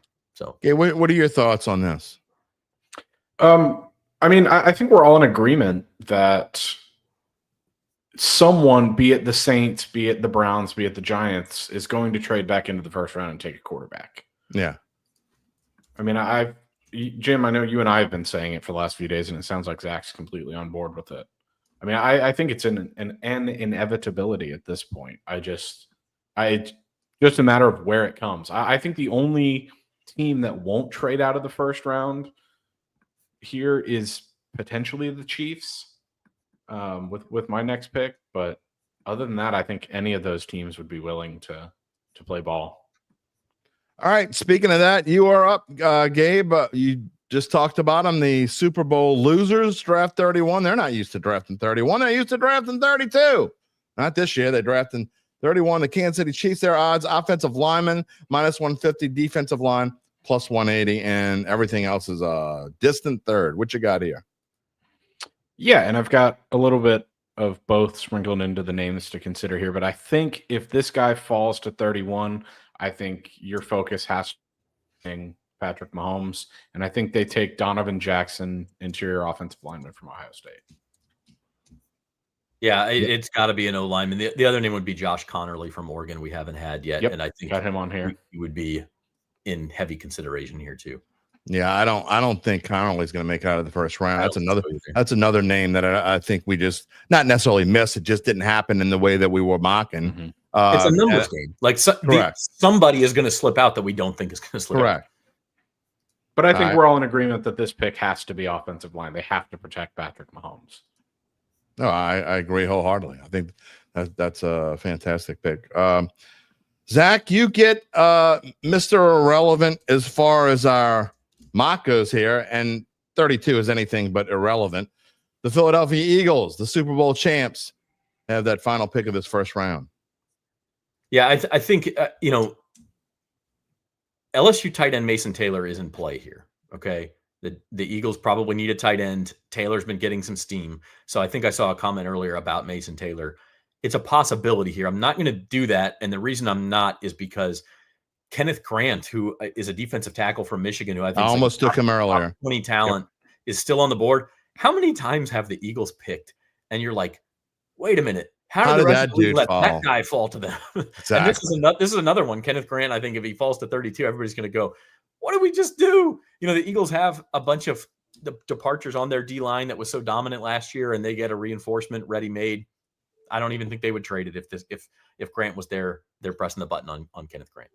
I can't disagree with that one at all, because I think that that's another name that I was just looking at about 5 or 6 picks ago, and I'm like, there's no way that guy's falling out of the first round. So we have a couple guys, like we have Connerly slipping out of the first round. We have Trey Amos slipping out of the first round. There's going to be some surprises now, and that's guys with no other quarterbacks taken. We're all saying there's going to be 1 or 2 more taken, which means even one of these guys we did pick is going to have to slip out. So well, and it goes to show, Zach, I think too, that there are going to be surprises that do fall out of the first round, because if it's not one of the guys we just said, those guys aren't falling out of the first round. Well, then which guys that we talked about are going to fall out of the first round? So it's going to be an interesting, maybe an Emeka Ibuka falls to the second round, as I'm looking at his name go across the screen. Malachi Starks would be an interesting name if he falls down out of the first round. But anyway, just goes to show, this is why I agree with, maybe not because of quarterback. I think Friday night early might be crazy, not just because of quarterback, because a couple of these names, Gabe, that do fall out of this first round. I mean, it always is, and I agree with you. I think Emeka Ibuka is absolutely someone who could fall. I was saying maybe there are too many receivers here, and Kenneth Grant's a guy that I considered at 32. I considered him earlier than that. Sorry, not at 32, at 22, I believe, with the Chargers pick. Yeah. And so that's someone who I think you could kind of flip him, and maybe Connerly goes later and Ibuka falls out of the first round. Well, Zach, Gabe and I are probably going to stay on for a few more minutes. I know you got something to do at 12:30. Just give me your final thoughts here again, and tell everybody about, I would like you to explain what we're doing tonight. And it is the 3rd year in a row we're doing this, 4th time on NOLA.com, but 3rd year in a row that we're doing a live show here on NOLA.com on all the channels that you're watching this right now. You can watch this later. Zach, tell everybody about the show tonight. Yeah, it's going to go live at 6:30. And like you said, it's our 3rd year in a row, but even 4 years ago, we didn't go live the whole first round, but we were in Las Vegas for the draft. That's right. Actually did some shows that night. So it's really 4 years in a row. We're following it live. You can tune in on the Dattitude YouTube channel or the Saints Insider YouTube channel. If you're not subscribed to both of those, get with the program. You can also watch it on Facebook, but we recommend YouTube. It's easier to leave comments. It's easier for us to see your comments. And we're trying to grow everything over there. So we'll have live look-ins throughout the night from the Saints facility, from our Saints beat writers, Luke Johnson, Matthew Paris, and from our columnists, Jeff Duncan, Rod Walker. We'll also may have Wilson Alexander come on and talk about Will Campbell and some of the other LSU guys. So it's going to be a lot of fun. Jim and I always kind of get going, and we're taking breaks and eating on the air. And I've decided this year I'm drinking on the air once it gets to a certain time of night. If you're drinking, I might drink. I might break out. The fun thing about it too, the fun thing about it too is that, like, you can't stop paying attention to the Saints once they pick at 9, because they may trade back. Like, you got to be on trade up watch the rest of the night. And I'll leave with that thought is, I think that the Derek Carr situation, this is where it really, really, really hurts the Saints. And I don't know, maybe they know, maybe they don't. I think Ian Rappaport had a report this morning saying that the Saints really, truly are not going to get clarity on this until after the draft. If that's true, I find that hard to believe, but if that's true for medical reasons or whatever, I don't believe any of this crap. That puts the Saints in a real bind, because you can't go into the fall whatever everybody thinks about Spencer Rattler, and maybe he'll win the job and be the starter, you can't go into the fall with just Spencer Rattler, They won't. Jake Haener, and Ben DiNucci as your They three. won't. They will not do do that. it. So if you think there's a chance Derek Carr is unavailable in the fall, you have to take a quarterback, and you probably have to do it in the top 2 rounds. And that means you're going to be passing up on these guys we're talking about, where if Josh Connerly falls out of the first round, boy, what a great second round pick that would be. Or any of these other guys, like you can't take them because you need to trade up and get your possible quarterback of the future, or at least someone to compete with Rattler. And then you don't know if Carr's coming back. And let's say he comes back, and then you've got too many quarterbacks, but you're in a bind. You almost have to do that. And that's why I think there is a legitimate possibility that this is the first time in 20 years that the Saints trade back in the first round, try to pick up an extra second rounder so that they can trade up to get their quarterback and still have a second round pick available for some of these leftovers. It's a great year for them to have 2 third-round picks, because I really do think this draft is deepest between rounds 2 and 4. So I would not stop paying attention after tonight. We will go live a couple times Friday, probably not nearly for as long, but when the Saints make picks, we'll go live and just have a quick 5-10 minute reaction. And then even early in the day Saturday, I think that 4th round could be a spot too. Yeah. No, I think all those are right. I don't know. Tomorrow's going to be a little bit different. Like you said, we will be live from before pick 1 at 6:30. We're going on the air until after pick 32. We'll be on. It'll be Zach. It'll be me. It'll be Gabe. It'll be all of our Saints beat writers. We're going to be doing this all night long, and we're going to be giving you our input now. And Zach, as he's told you before, we get to pick more often than not. We get to pick from social media before it even gets announced on the air. So on ESPN or NFL Network, more times than not, we have the pick. So that's something to come, another reason to come watch us. And the Dattitude regulars, that they will like to see my head explode if the Saints go take Jackson Dart or Shedeur Sanders at 9. Yeah, I mean, seriously, by the time they're announcing the pick on TV, especially if you're like streaming YouTube TV or something, and it's another 15-second delay, we'll have been talking about it for like 90 seconds already. So don't waste your time with the TV. Check us out. All right, Zach, we'll see you tonight, and I'm going to let you roll and do what you got to do. I know you're going to have a busy rest of the day getting ready for the show.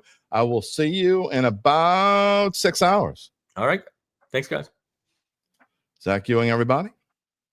Now it's just Gabe and I. Sorry, y'all. You just got to deal with Gabe and I here. As we're going to go through, not everything, but I do want to kind of go and talk about the Saints probably more than anything. I know a lot of people, there were a lot of comments. I didn't get to them because I knew Zach had to be off the air by 12:30. So I wanted to get to that, but we are going to talk mostly Saints here for about the next 10 or 15 minutes. We are not doing with any of our regular stuff. We're not doing man versus machine. However, man and machine won yesterday. Little fire going on, barely. Man, it doesn't matter. Doesn't matter if it's barely. It won, and I will not do a last word. My last word will be about this mock draft here. But before we get to all that, Gabe, we told you earlier we're letting you know more about how Evangeline Securities can help you figure out what your family-run or privately held business might be worth and whether it's time to sell. How do they do it? We're so glad you asked, because after their complimentary valuation of your company, if you decide to proceed, native New Orleanians Nick Braden, Ron Hamilton, and the folks at Evangeline will begin an extensive auction process among established private equity funds from around the world. They'll maximize the return process for the founder and his or her family.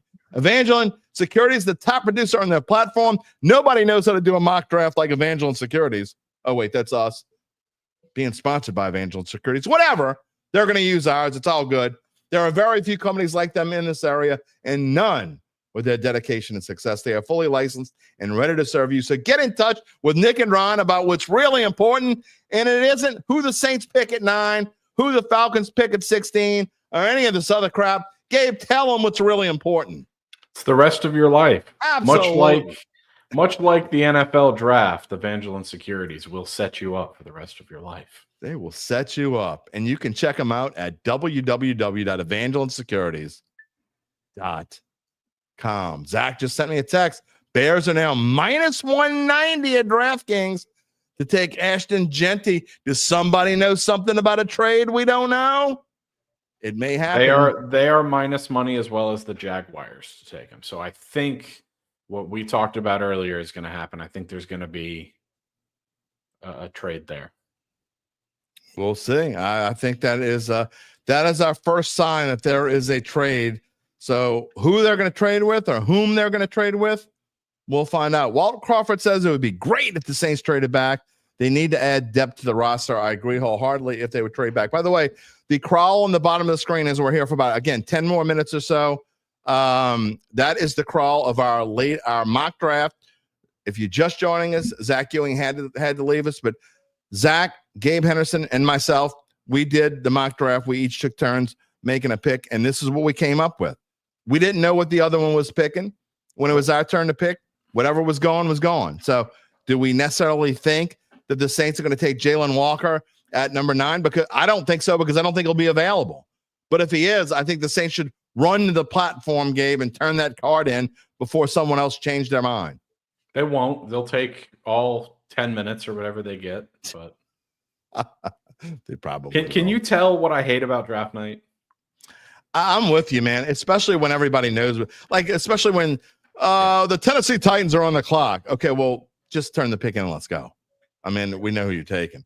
Joseph Long says we need to trade back if possible. We need younger, cheaper. We need help in many places. Gabe,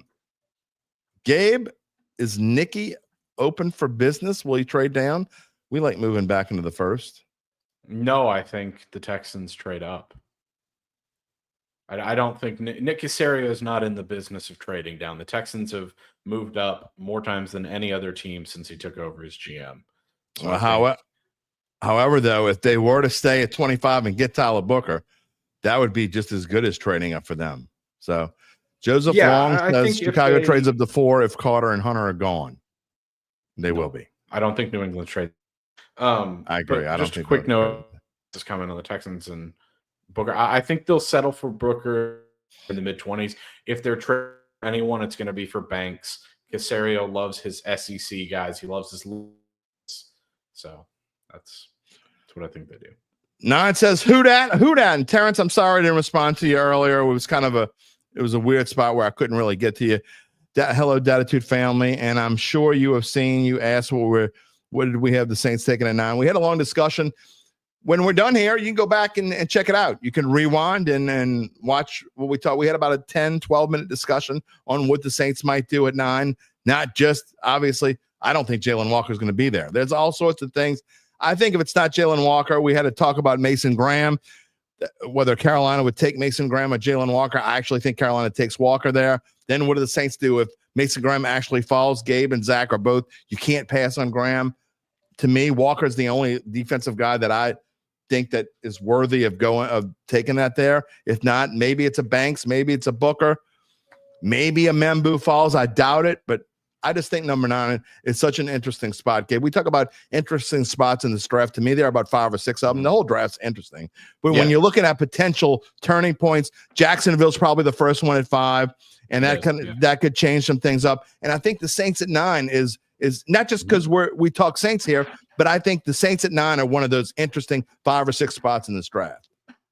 Yeah, no, I mean, I alluded to it with my opening comments on the show. I think Jacksonville at 5, New Orleans at 9, Chicago at 10. I think those are the 3 spots in the top 10 that I'm looking at that are really, really interesting. And I think they could set the tone or shake up the draft plans for the rest of the teams. UBN says, what pick will make me the most angry? Can we vote on that? The only picks that are going to make me angry, and if I really, unless they just like reach for something, they like super reach, which I don't think is going to happen.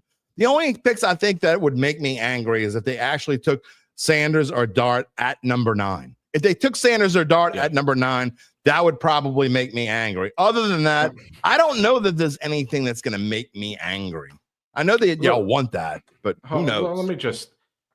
Joseph is saying follow the money. Chicago trades up to 4. Okay, let's use that logic, Joseph. Will Campbell is minus 475 to go at number 4. So you're saying that New England can get Campbell at 10? They absolutely cannot. There's no way. Yeah, the Saints would jump all over Will Campbell. Yeah. If Will Campbell is available at 9, I'm about 90% certain that the Saints that's the pick. And I don't care who else is available. I would be willing to bet, Joseph, that New England takes Campbell at 4, and if Chicago trades up, they trade up to 5. Yeah, and which means the Jags go to 11. And I think there's so many. 10. Then the Jags throw the Cowboys into a funk because I think the Cowboys, if they can't get Genty, I think they want Tetero McMillan. And if the Jags drop to 10 and trade with the Bears, I think the Jags want Tetero McMillan in that spot. They become in play for then. And then does Dallas trade up? If Jacksonville trades that pick, especially to like the Bears, all sorts of things interesting between 5 and 11. We're going to have all sorts of things to talk about.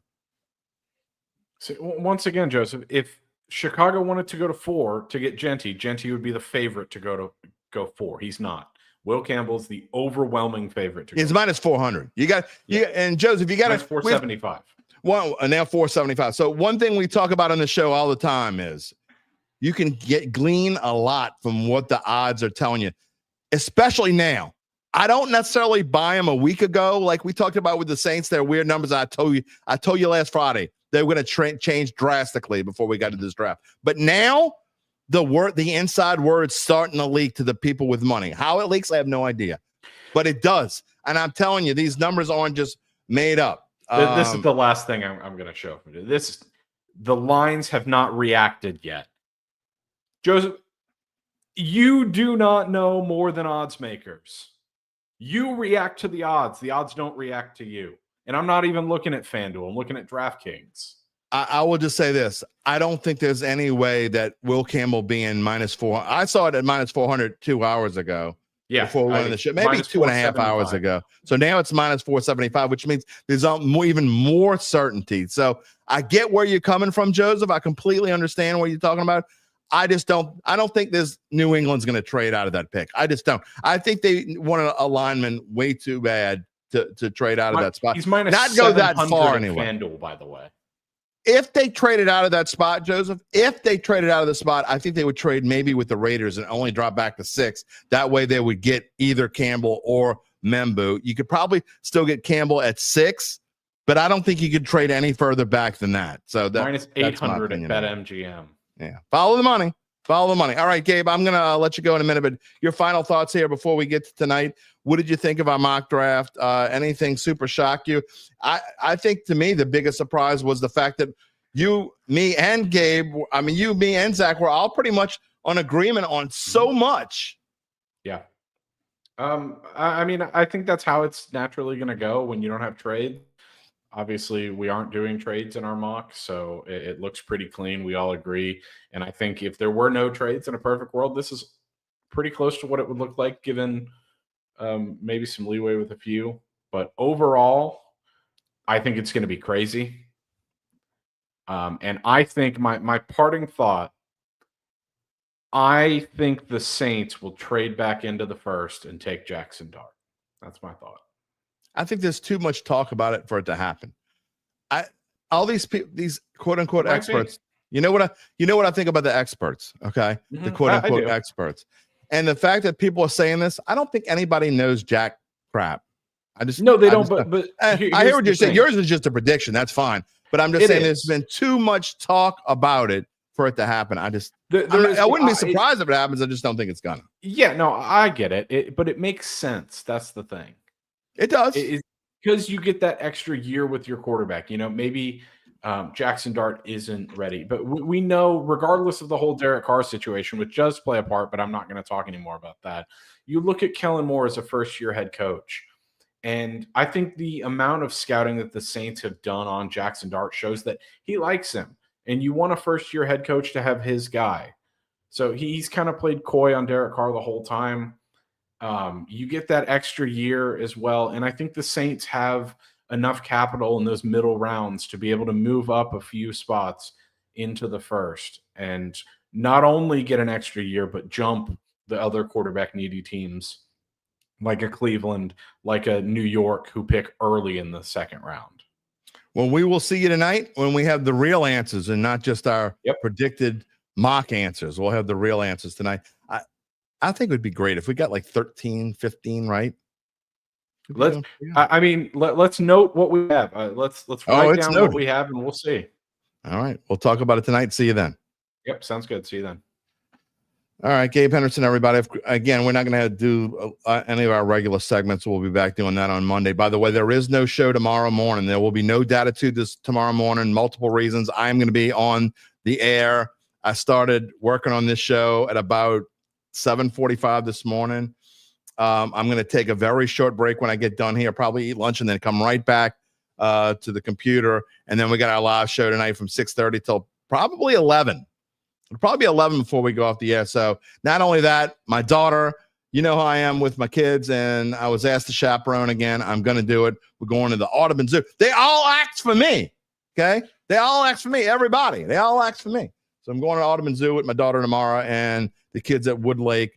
And I got a game tomorrow evening at Shaw. So I will not be on the air here tomorrow. I will be on the air on Varsity Sports Now tomorrow. Saturday, I got a game again, but if there is only one game at 1 o'clock, we got a game. If there is no game 3 forced, then I will be off after that. I will come home. I'm going to try to do something at 5 o'clock if I don't have a second game to broadcast on Saturday afternoon. If not, we'll just see you on Monday. So it's Saturday is iffy. We'll see how it goes. We may come on the air and chat with you Saturday afternoon or Saturday evening if we have time to do that and talk about what's going on. Terrence says Saints need so many starters. Get a veteran quarterback in free agency. Live in the reality. This is a down quarterback year. I think that if the Saints are going to get a quarterback in this draft, I think it's going to be later. I think it's going to be third round. Is it possible Tyler Shuck falls to the third round? Again, I'm not a Tyler Shuck dude. I'm just telling you what I think the Saints might be thinking. Maybe. Jalen Milroe. He's been talked about a lot. Y'all know that I am on the Jalen Milroe bandwagon as of late. I know a lot of you don't like him. That's fine. I'm not saying draft him early. But if you can find a way to draft him, I don't know. He might fall to the third round. There's been a lot of talk about Jalen Milroe lately, but I think it's possible. If he was there in the third round and it was your pick, I don't see how you pass on him if you haven't got a quarterback yet. What will they do? I don't know what they're going to do. I mean, I think it goes back to the headline that we had on yesterday's show. If they tell you they know, they're lying. No one knows. I don't know what's going to happen. Charles, thank you. Great show again. I'm telling you, if y'all are home watching the draft, if you want to put the TV on the NFL Network or ESPN and have the sound on from us, first of all, we're going to probably tell you what the pick is before the TV tells you. Second of all, we're going to have some great conversation, great insight from inside the Saints locker room. Inside Saints headquarters. We're going to be going back and forth there all night long. All of our Saints beat writers and columnists will be on with us tonight. They're going to be on in 15-minute intervals. Increvals. Look that up in the dictionary. I mean, I really am turning into Buddy D. Go look up increval in the dictionary. Oh, boy. This is why I'm not doing a show tomorrow morning, because I can't even get through the morning show here. Brian says getting the quarterback in the third round, maybe Quinn Ewers. I'm not a fan of Quinn Ewers. I know I'm saying I'm not a fan of any of these quarterbacks. I'm really not. I mean, Cam Ward's not going to be available. I just don't think any of these guys are going to be NFL quarterbacks. The NFL quarterbacks are in the 26th draft. I understand this. I understand that it's iffy about Derek Carr, but was it Terrence who said that? Go get a veteran quarterback? Yeah, Terrence. Get a vet quarterback in free agency. I know there aren't a lot of them out there. Get a Easton Stick, for Christ's sake. Because if Derek Carr's not going to play, and I still think he's going to play, I'd rather you go get your quarterback next year and get an Easton Stick and just live with it for this year. Get a Milroe later, and if he doesn't work out, as Nola Man says, line him up as a tight end. I just think he could play all sorts of ways. Adam Varner. I've said this before. Do I want Rattler to get a shot if Carr is injured? I'd rather Rattler play quarterback than draft a quarterback with the 9 spotter or really even 40. There's so many needs for this team. Don't go spend a pick at 9 or 40, in my opinion, on a quarterback when you have too many other needs. Who dat daddy? I'm really kind of on your side, if not now, then just say the rat for QB1. If Carr, and I know what you think about Carr, we're not doing the whole Carr debate this morning because I'm about to go off the air. But I would rather, if those are my options, Spencer Rattler or draft a quarterback at 9 or 40, I'm taking Spencer Rattler because I'm not sure that any of these quarterbacks that are going to be available are better than Spencer Rattler. I'm just not. Just not. Brian says, not either. Good to know. I'm not the only one who really likes this quarterback class. It's not good. It doesn't matter whether Rattler wasn't good. You're missing the point. Some people are saying Rattler wasn't good. You're missing the point. I know Rattler wasn't good. I know he's probably not going to be good. But if Derek Carr isn't starting, I don't think there's anyone in this class, in this quarterback class, that the Saints have a chance to get that could lead the Saints to victory next year, to be any good. So I'm not about losing on purpose. God knows y'all know that. But I'm also not going to reach and wasting a pick that you really need to build this team for the future. You don't have to lose on purpose, but you don't have to go and reach and screw yourself out of a pick that you desperately need to use somewhere else. Terrence agrees. Just isn't that class. You can't, good teams don't show signs of desperation, whether you are or not. Even when you are desperate, you don't show signs of desperation. I just think this team needs to stay away from desperation. And drafting a quarterback with 9 or 40 is desperation, in my opinion. It's certainly showing desperation if you're trading up to get in the bottom of the first round to go get a Jackson Dart, which not that long ago, Jackson Dart was being talked about as a potential third-round pick. Now, all of a sudden, he's a possible bottom of the first-round pick. Why? Because because there's nothing else in this class. We talked about it before. Cam Ward, who's likely the first pick in this draft tonight by the Tennessee Titans, an overwhelming likelihood, would have been like the 7th best quarterback in last year's draft. It's a fact. If you go by ratings, where he would rate. Now, it may not end up that way. Cam Ward could turn out to be a great NFL quarterback, and people who make these scouting grades or whatever look like fools. Possible. Doubt it. But you can't tell me that you would rather Cam Ward than any of those guys that got. Look at the Falcons. Did they reach at number 8? Doesn't look like it. I would much rather Michael Penix than any quarterback in this draft. If this were last year, I could see the Saints moving up from 9 and moving up to potentially get a Michael Penix. Michael Penix isn't available. He's gone. There isn't one of those in this year's draft. There's not one of those in this year's draft. Nowhere. You can't, again, what you need to do with what you need, and I know y'all hate Carr that much. That's the only reason why y'all want quarterback right now. It has nothing to do with anything else. If you want a quarterback, if you want the Saints to draft quarterback at 9 or 40, let's be real. It's because you hate Carr that much. That's the only reason. That's not a good reason. Not a good reason. But you know what? It doesn't matter what any of us think. I told you this before. It's going to be fun no matter what the Saints do tonight, whether they take a quarterback, or they take a lineman, whether they take defense, whether they reach. You know what? The Saints are great at surprising the hell out of us and making a pick that none of us expects them to make. That's why it's to me, it's super possible. It's a Booker, right? A Tyler Booker, Kelvin Banks, possible. All these things are something we haven't been talking about as of late. Mason Graham falls. Do they take him there? Jalen Walker falls. That's what we have right now. All interesting thoughts. We'll find out. Again, we hope you can join us for the live show. If I'm wrong and they do draft a quarterback at 9, I'm telling you, you're going to want to see my head explode. I've already prepped myself. I've upped the dosage on the BP medicine. We're good to go.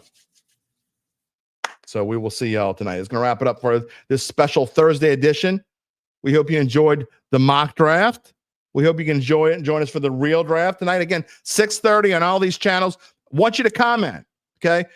I'm not going to be running the show like I am here. It'll be Zach running the show, but I'll be here. Gabe will be here. We're still going to show comments. Maybe not quite as much as we show on our regular show, but we're still going to show them. I want y'all all to join. Let's show out. Let's let the Dattitude family say, this is where we get our sports news from, and show those Saints insiders. Let's show those Saints insiders where we get there. We come to Dattitude. The Dattitude family's in the chat. Let's show them. A reminder to subscribe to our Dattitude YouTube page. Now's the perfect time to do it. Click the little bell to receive notifications when we go on the air live, which is normally Monday, Wednesday, and Friday at 11 a.m. Central Time. You can always find us after the fact. You can find us wherever you get your podcast if you want to listen to the audio-only version and you don't want to see this ugly mug and this beard. Wife says I need to trim it. I'm letting it grow out. What do you think? We'll see. You can find us wherever you get your podcasts, including Apple, Spotify, many more. And also find a replay of the show on NOLA.com/sports, me on bet.NOLA.com, Saints Insiders on NOLA.com/sports/Saints. We will see you in about 5 hours and 39 minutes. Can you wait that long? I think you can. I'll see you all tonight. Take it easy, my friends.